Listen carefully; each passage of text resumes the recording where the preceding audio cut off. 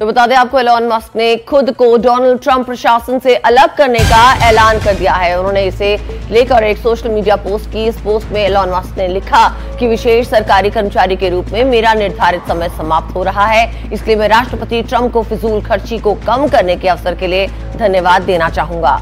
DOGE mission समय के साथ और मजबूत होगा, क्योंकि ये सरकार में जीवन का एक तरीका बन जाएगा। लेकिन इसी के साथ एलॉन मस्क ने साफ साफ कहा कि वो अब ट्रंप प्रशासन से अपने आप को अलग कर रहे हैं। उमा शंकर हमारे साथ इस खबर पे बने ही हुए हैं। उमा, हमें बताइए कि एलॉन का ये जो ऐलान हुआ है, इसके क्या मायने हैं, किस तरह से वो अपने आप को सेपरेट कर पाएंगे ट्रंप से?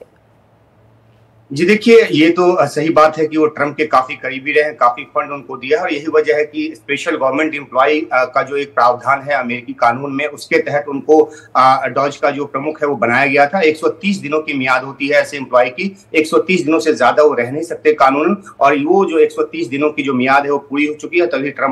तभी मस्क ने इस बात का ऐलान किया है। हालांकि कानून में ये भी प्रावधान है कि दोबारा जो है उनकी नियुक्ति हो सकती है, लेकिन देखना होगा कि क्या ट्रंप ऐसा चाहेंगे और खुद मस्क ऐसा चाहेंगे जो बिना पैसों के इसमें काम कर रहे थे। और उन्होंने कहा है कि जो डॉज है वो अपनी उसका जो मकसद है उसमें वो आगे बढ़ता रहेगा। उमा, एक सवाल मेरा भी यहाँ पर, क्या इस दौरान ट्रंप और मस्क के रिश्ते सामान्य थे जैसे कैंपेन के दौरान थे? क्योंकि अमेरिकी मीडिया में खबरें भी चल रही थी कि कहीं कुछ मतभेद हैं।